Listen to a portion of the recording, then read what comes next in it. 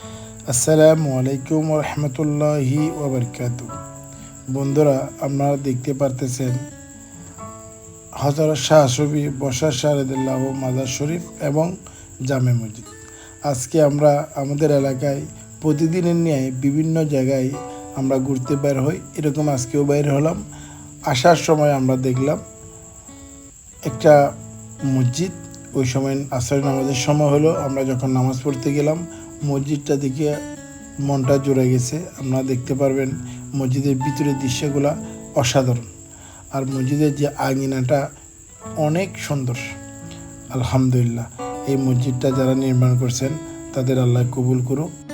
আর আপনারা যারা এই মসজিদটা কোথায়, আপনাদের মনের মধ্যে একটা কৌতূহল সৃষ্টি হয়েছে। আসলে এটা হাটাজারির মনিয়াপুকুরের পূর্ব পাশে কোদালপাড়া এলাকায় এই মসজিদটা এবং মাজার শরীফটা অবস্থিত। হযরত শাহ সুফি বশর শাহ রাদিয়াল্লাহু মাজার এবং জামে মসজিদ।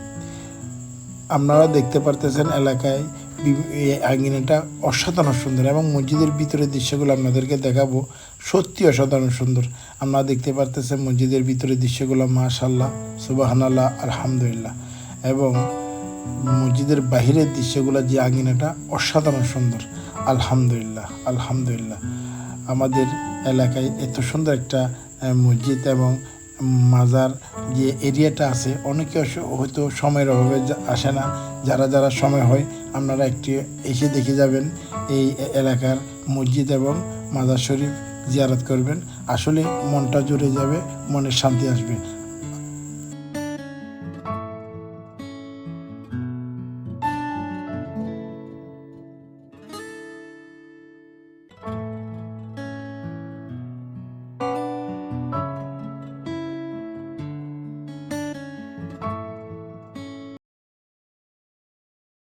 আপনাদেরকে আরও দেখাবো হযরত শাহ সুফি হযরত বশর শাহ রাদিয়াল্লাহু মাজার শরীফের ভিতরে দৃশ্য।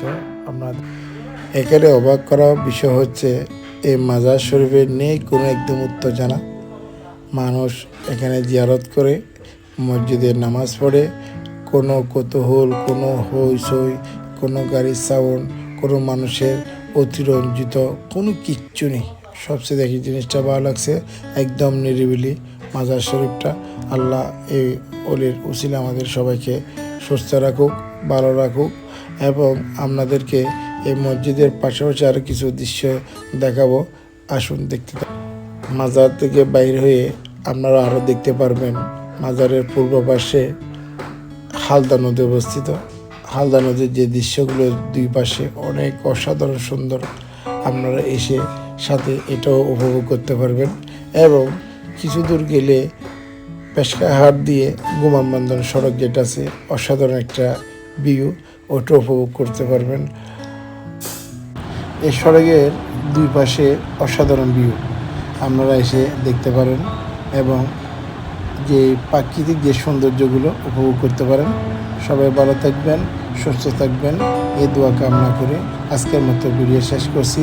আসসালামু আলাইকুম ওয়া রাহমাতুল্লাহি ওয়া বারাকাতুহু।